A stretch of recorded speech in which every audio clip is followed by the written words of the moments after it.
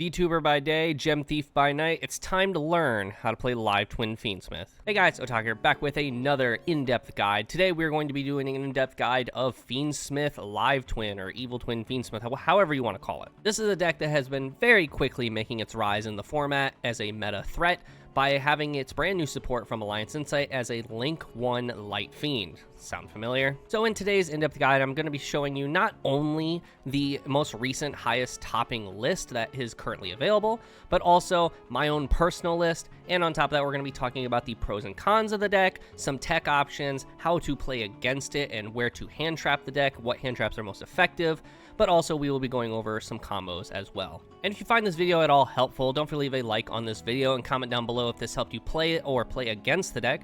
But if you're not already and you like competitive-based content or more in-depth guides, consider subscribing to the channel so I can continue to make videos like this one. Also, to further support the channel, definitely consider joining my community Discord, following me over on Twitch, or using my TCG affiliate link or my Dueling Guard affiliate link. All links will be in the description down below. So the pros and cons of the deck. I want to lead with the cons this time around because there's, funny enough, not like a lot, but the cons that do exist are incredibly significant and can heavily affect how the deck performs. The first of which is the deck doesn't have a lot of main engine. The card in which you want to always see is the Live Twin ki-sikil, and you run essentially 9 copies of it, and we'll get into that into the deck list. But sometimes you just don't see the Live Twin cards, and if this happens, the Fiendsmith cards can't get to the Live Twins, whereas the Live Twins can get to the Fiendsmith cards. So sometimes you either just don't have a playable hand and you're bricked up on hand traps, which I guess isn't the end of the world because it might mean you survive a turn, but the Fiendsmith cards sometimes is like your only route, so you're ending on like a Caesar and some hand traps and hoping that's enough. The next is Nibiru. This is a common trend with decks these days because crossout is at 1, but Nibiru is kind of like the big crutch of the deck, and yes, it plays Fiendsmith cards, so if you do see Fiendsmith cards, you want to prioritize getting to Caesar. And the deck does have another way we'll get into when we get into the deck list to play around Nibiru, but nothing is like really like foolproof. The deck also doesn't really like Fool Loss, and we'll get into that when we get to the deck list, but the deck actually has many ways to play around Fool Loss, so it's not like the end of the world. And lastly, the deck heavily relies on its normal summon. If you open ki-sikil and you get impermed or ashed on the ki-sikil, it's like fine because then you can go into Link 1 and you still have plays. But if you open lil-la, you're just kind of SOL. And realistically, that shouldn't happen a lot because lil-la is a one-of.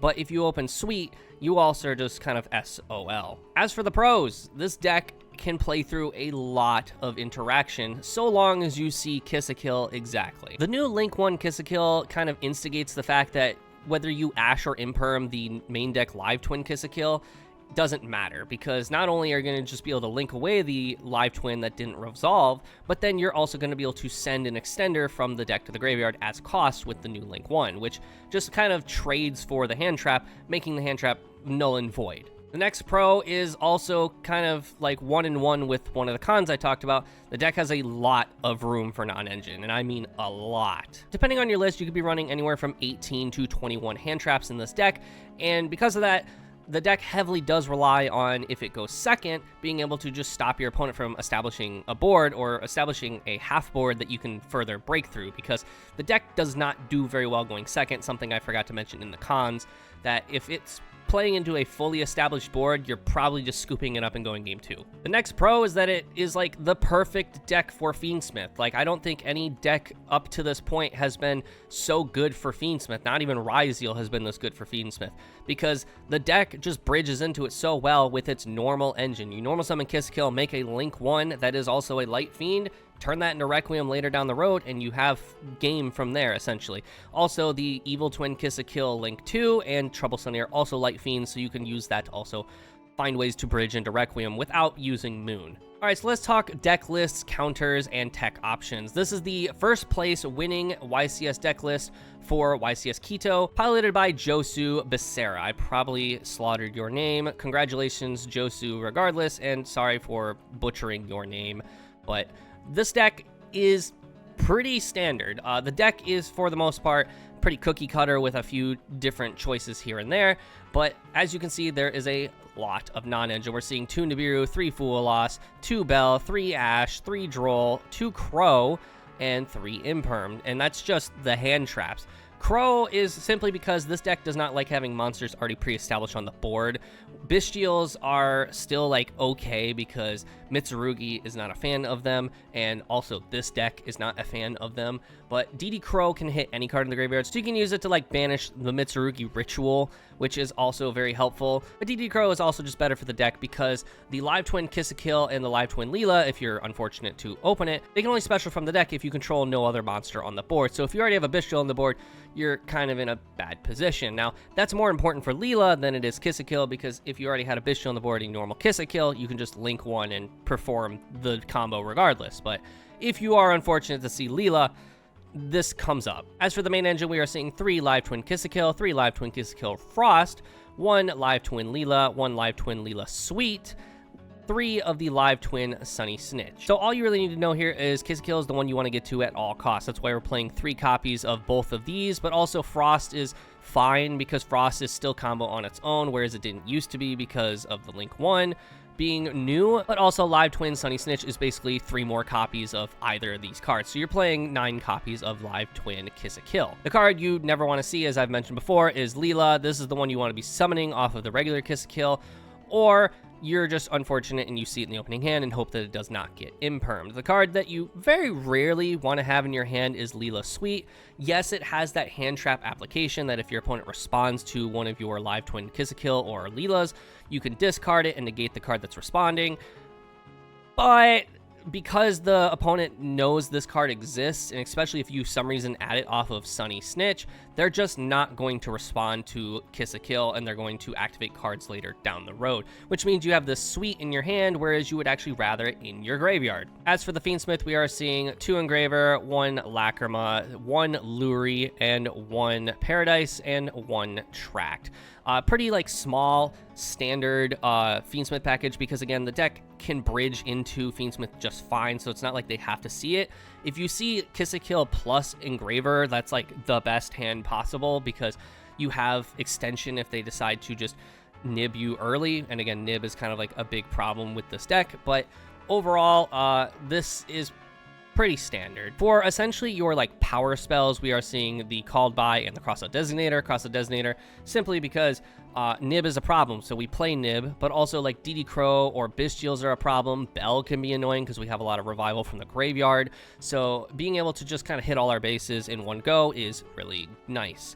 We are seeing in this deck list 2 Signet Mining. As I mentioned before, the deck heavily revolves around ki-sikil, and getting 2 ki-sikil is incredibly important.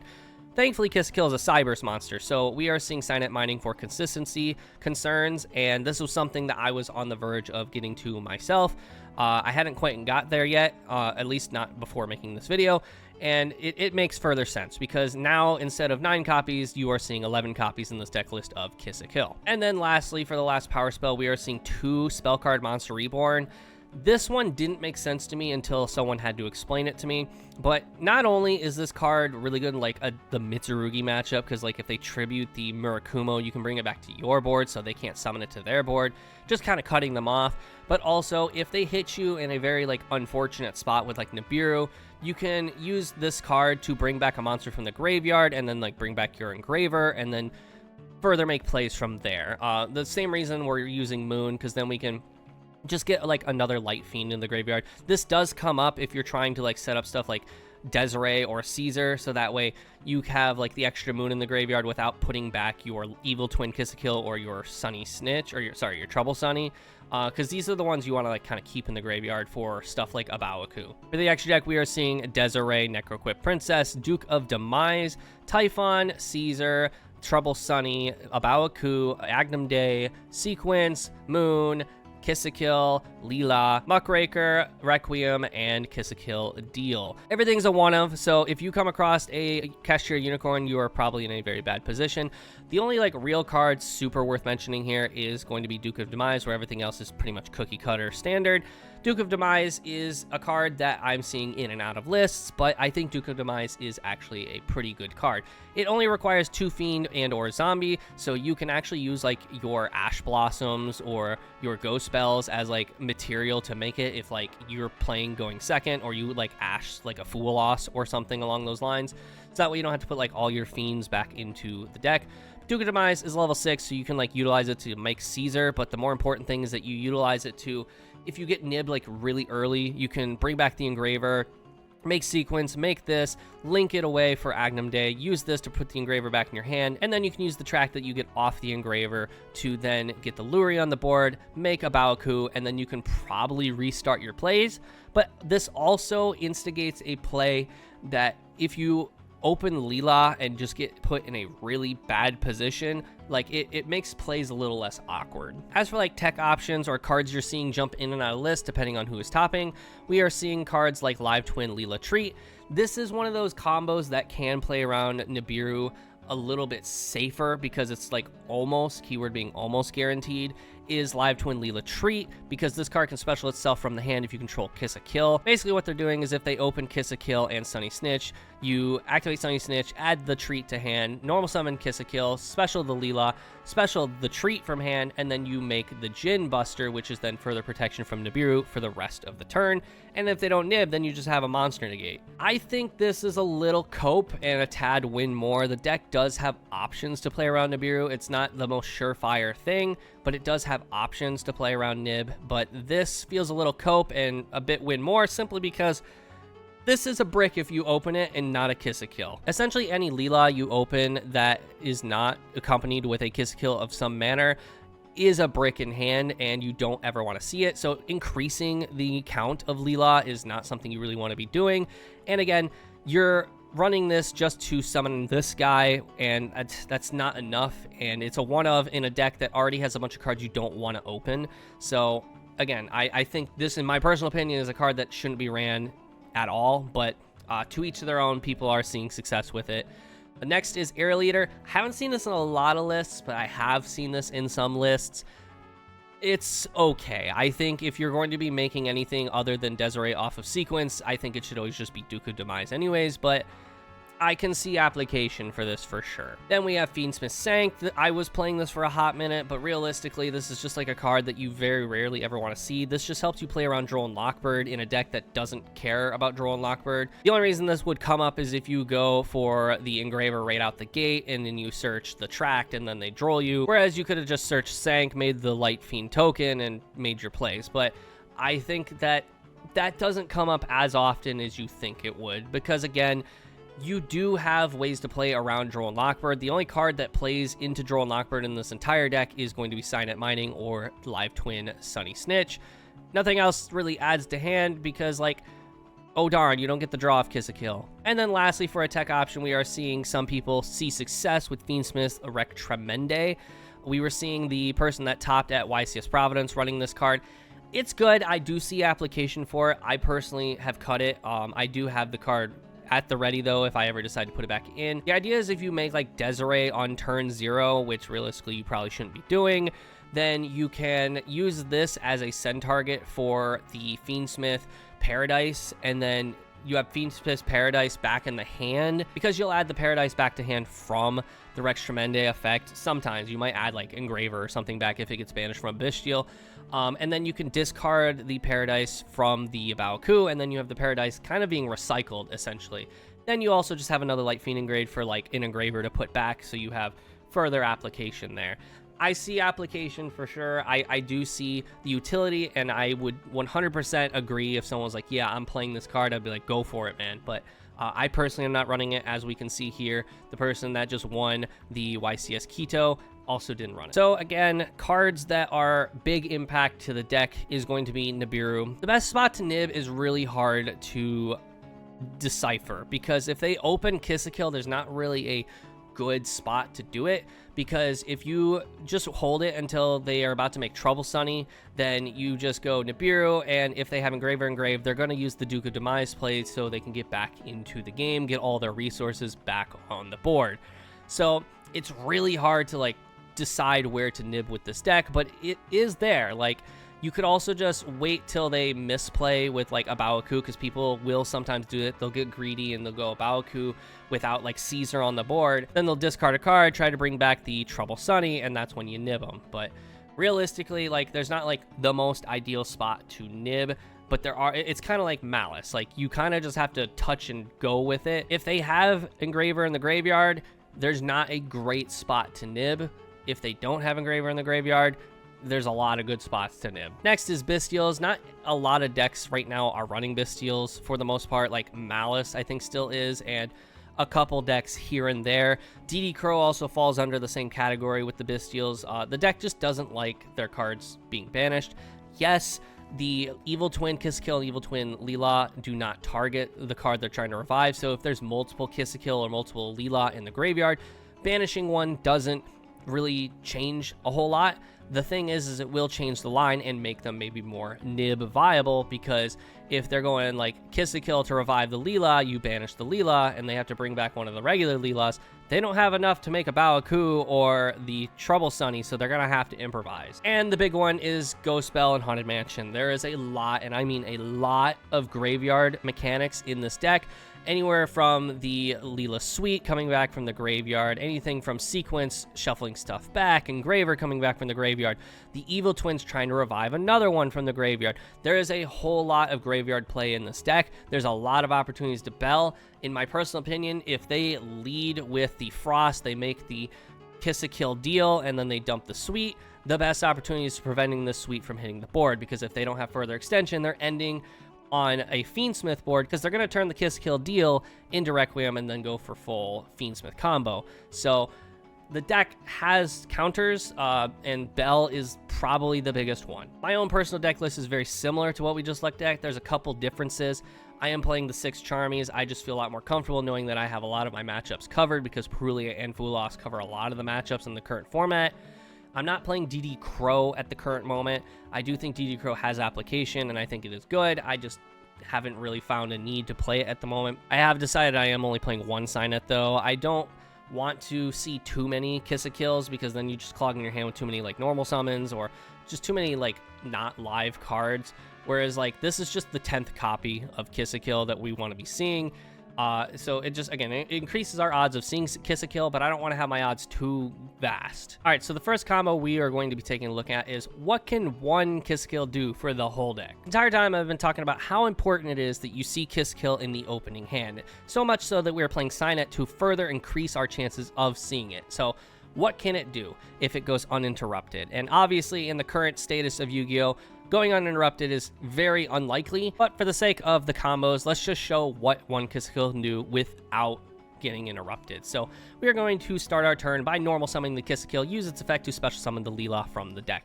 Link 1 into the Light Fiend ki-sikil deal, use its effect to send the Suite to the graveyard. So now, anytime our opponent responds to any of our Evil Twin or Live Twins, or just our ki-sikil or lil-la cards, we will be able to draw a card. And that goes for even when the card leaves the field. It is just the rest of the turn. So if they interact with our Evil Twin Link 2s, we're going to draw a card. And because it sends for cost, they can't imperm or ash this to stop the Suite from hitting the graveyard, which just means we will have that extension if they choose to interrupt this. So we're going to move on by using Suite in the graveyard to bring it back. We are going to then, for summon number 5, link 1 into Requiem. The reason we do it here is because, again, it's summon 5. We want to make sure that we have some backup plan if we get nibbed from this point on. So we're going to then use the effect of Requiem, summon out the Lacrima. Lacrima, send the Engraver to the graveyard, and then we are going to go link to both the lil-las for the Evil Twin lil-la Link 2, use its effect, bring back the ki-sikil, link 2 those away for ki-sikil Link 2,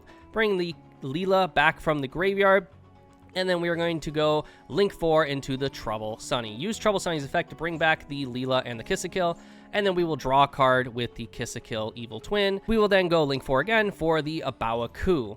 Now that we have a Baoku on the board, we have a further backup plan if they decide to nib here, because we can then just chain a Baoku to make sure that we have a Baoku for their turn regardless, which means we are going to kind of get the outcome we want whether they like it or not. We will then go Requiem effect in the graveyard, though, to equip it to Lacrima, because now we want to set up Caesar. Caesar is, in my opinion, a lot more important in the current format than Desiree, because Caesar has the ability to stop just a lot of stuff. The Maliss matchup hates seeing Caesar, because unless they see Maliss in the mirror, they just can't play through it for the most part. We will then go Lacrima and the Requiem into the Necroquip Princess. We will go Engraver, putting back the ki-sikil deal, and special summon him from the graveyard. We will then go into Caesar, and then to wrap up the turn, because we are protected from Nibiru with Caesar, we are now safe to go Abaoku, discarding a card from hand to special back the Trouble Sunny. We will end the turn by bringing back the Abaoku from the banish pile, and that's it. That's what one ki-sikil can do for the whole deck. One card produced this end board, and it's really hard to say where you can stop this. Multiple forms of interaction is definitely the way to go with this deck, because again, it's very similar to Maliss in the sense that the choke points are not the most apparent. All right, so like I mentioned, seeing ki-sikil plus Engraver is probably the most ideal outcome possible, because the Fiendsmith cards will bait interaction of some capacity. Either you are going to bait out Ash Blossom, you're going to bait out Nibiru before you get a Caesar on board. Like, it's going to force some form of interaction. So we are going to lead by activating Engraver, discard it for cost to get the Fiendsmith Tract, activate Tract to add and discard the Luri, and then we will use the Luri effect in the graveyard to bring him back. Link 1 into the Requiem. Requiem effect, sending to the graveyard to special the Lacrima from the deck. Lacrima, send the Engraver to the graveyard.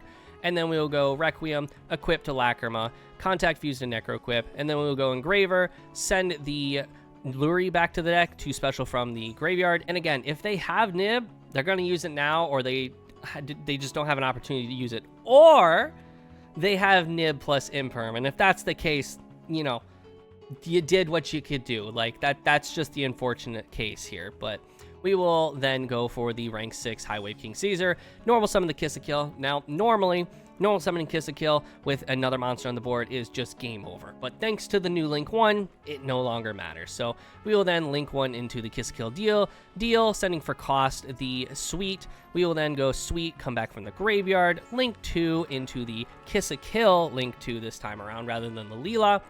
Because if we get Impermed, we have like options still, but also we draw a card, which is also helpful. We will then go the effect to bring back the Sweet, Link 2 into the lil-la, Link 2, bring back the ki-sikil, draw a card, and then we will go Link 4 into Trouble Sunny effect, bring back the Link 2s, Link 4 into the Abaoku, discard a card, bring back the Trouble Sunny, and wouldn't you know, we have the same exact end board, but we were protected the whole time instead of like hoping they don't have Nib. There is another option if you don't want to turbo out the Caesar. I don't agree with it, but there is another option. So as I just mentioned, there's another option if you open Pink plus Engraver, and this will actually result in you being able to get Caesar plus Desiree on board, but if you have Desiree on board, you don't really have a good choice for the send with the Paradise, so it feels a little pointless in a sense. And because we're not running Rex in the extra deck, again, there's no send, whereas like I think Desiree is a lot better because then you can make Desiree on the crackback if necessary. But I'll go through the combo regardless in case this is something you would be interested in doing, just building like a fully just unbreakable board. We're going to lead the turn by normal summoning the ki-sikil, bring out the lil-la. We will Link 1 into the ki-sikil a deal. We will then use its effect, sending the Sweet to the graveyard. Sweet effect, come back from the graveyard, Link 1 into Requiem. Requiem effect, bring out the Lacrima. Lacrima, send the Engraver to the graveyard. Link 2 into the lil-la. Lil-la effect, bring back the ki-sikil. Link 2 into the ki-sikil. Ki-sikil, bring back the lil-la. Link 4 into the Trouble Sunny. Trouble Sunny effect, bring back both Link 2s. And then Link 4 into Abaoku after we draw a card off the ki-sikil. We will then go Requiem, come back to equip, Necroquip, and then we go Engraver in hand, add the Tract, so that way we have 2 Engravers in the graveyard. We then go Necroquip to draw a card, because obviously if we're going to be able to draw off Necroquip, we want to draw a card off Necroquip. We will then go Engraver, put in the ki-sikil deal back, make the Caesar, so that way we're further protected. But at this point, if they had Nib, I feel like they would have probably used it at that exact moment before Caesar hit the board. Yes, we keep the Abaoku, but we have options. But hold on, we are not done here. We will then go Abaoku, discard a card, bring back a monster. It really doesn't matter because what we're about to do, we will go Fiendsmith Tract, add and discard the Luri. Luri come back from the graveyard, and then we will Link 2 into the Fiendsmith sequence. We will go sequence, put back 3 Light Fiends to bring out the Desiree. We will then go for the Link 3 for Agnum Day, and then we will go Agnum Day, summon back the Desiree, sequence attached to the Desiree, and then we will move to the end phase. Now we have Abaoku on the board. Again, this is possible. I don't like it because I would rather just turbo out Caesar and just further make my plays after Caesar a lot more safe. But this is something you can do. This is a board that's fairly hard to crack because you do have an onboard Omni Negate. You have the ability to negate summons. You have the ability to bring back the Trouble Sunny, which will also cause further issues for the opponent. This is an option. Do I agree with it? No. But if this is something you would want to do, this is how you would do it. So now we're going to talk about lil-la plus Engraver. The unfortunate truth here is that sometimes, it's hopefully not a likely thing, but sometimes this will happen. You will open lil-la and no pink.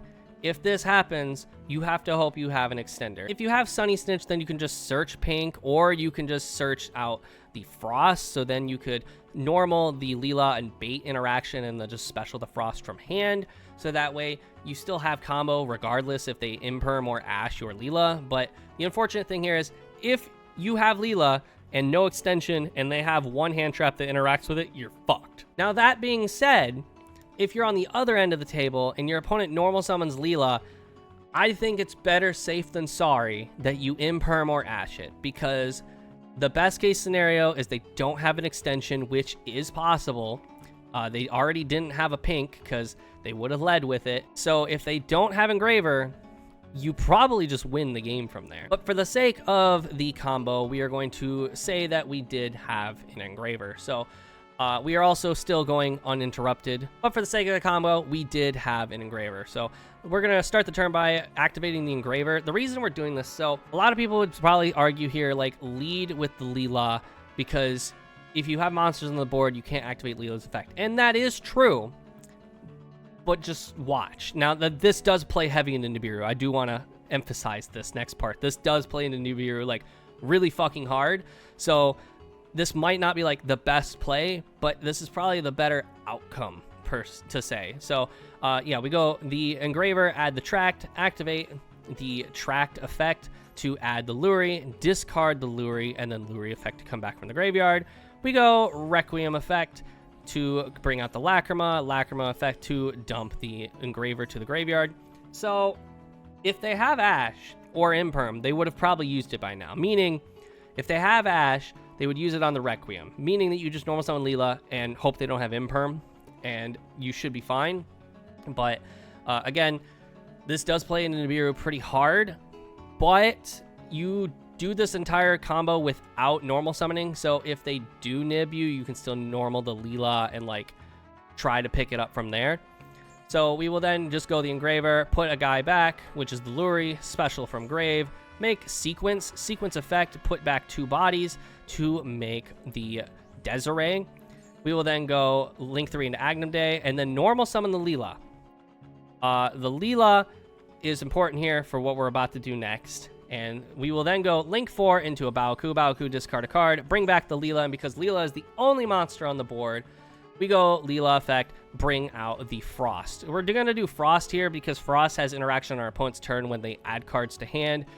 We can draw 1 card by banishing it from grave, so there's like application for like punishing our opponent, but also finding like more hand traps. Again, at this point, this is nib bait. Like if they have nib and they haven't used it yet, they're gonna use it now. They probably would have used it on the normal summon of the lil-la, to be perfectly honest, but they're gonna use it now for sure.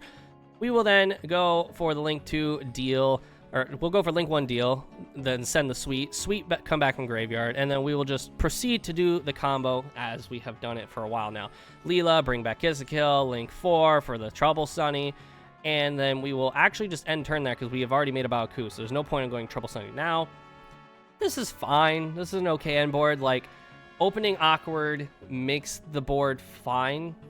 I think this is the better outcome rather than normaling the lil-la, because if you normal the lil-la right out the gate and it gets Ash or Imperm, yes, you have extension with Fiendsmith, but you have no other way back into the deck. And you're going to get nibbed on either outcome regardless. It's going to happen. If they have nib, either outcome is still going to end with a token on your fucking board. It's unfortunate, but that is just the case. But I think this is probably the better outcome if you open with just a blue and a Fiendsmith Engraver. Okay, so for the last combo I want to talk about is Fool Loss. Fool Loss is a big problem for this deck because we go into the extra deck like 1,000 times with mixture of Fiendsmith and the Live Twins. You're going to get 1,000 draws off of this deck.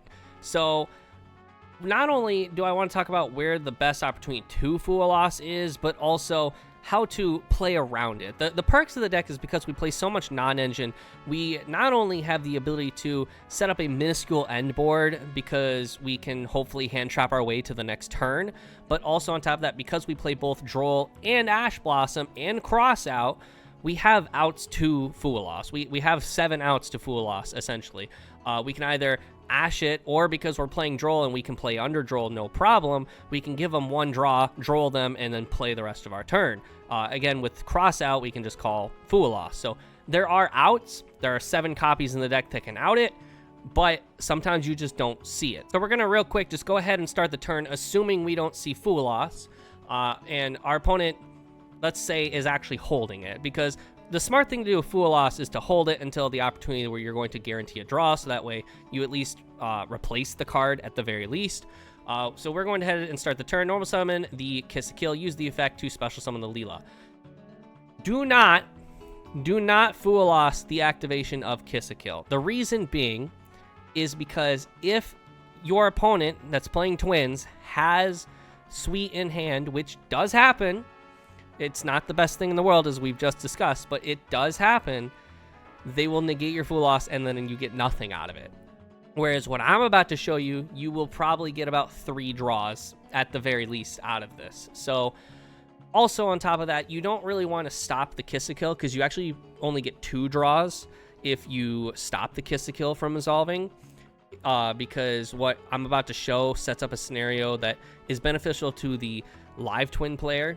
So you just kind of want to let it to resolve, and then on resolution, hit them with Fool Loss, because the Sweet can only stop responding to the Live Twin cards. It does not stop just in general. So you would, on resolution, hit them with the Fool Loss, because what you're about to do next, you're about to draw 3, at the bare minimum 3 cards if they choose not to play into it. So let's say from this point on, my opponent has me under Fool Loss. So we're going to go link 1 into the ki-sikil deal. So that's 1 draw for my opponent.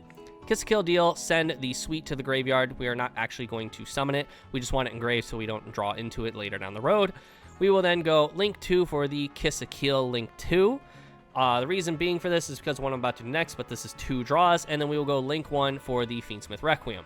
So my opponent has drawn 3 cards at this point. I have summoned more than 5 times, so if they decide to Nibiru me, then I'm going to have to respond with the Requiem, which will then give them another draw. Hopefully it doesn't come to that, but it might. And this is where I'm going to end my turn. So the idea here is that I have 4 other cards in my hand right now. So the idea here is that I have 4 other cards in my hand. My opponent has 7, 8 for turn, and I have 4 hand traps, hopefully, to be able to prevent my opponent from further extending his plays. We will most likely, the first action my opponent takes in main phase, shotgun Requiem, and in chain to Requiem, if I have any Charmies in hand, we will activate the Charmies, because at that point I have no cards on field. Then on resolution, we will summon Lacrima to then dump a Paradise, and we will have hand traps in hand. Hopefully a Charmy is active to instigate my opponent not to play the game. And then on top of that, we have Paradise to be able to send a grave. Theoretically, that should be enough. Again, it is not the best scenario, because again, in this exact example, you do give your opponent 3 draws. But this is like the worst case scenario where you don't open one of the 7 cards you have to stop a Charmy from activating. We don't care about Perulia, because the only summons from hand we have with Perulia is our normal summon, and then maybe Frost if we have it. But again, this is realistically like the best case scenario for the worst case scenario. And that is really it for today's in-depth guide of the Evil Twin Fiendsmith deck. It's a deck that I've actually come to really start enjoying playing. I'm taking a short break from Maliss, so this is a breath of fresh air.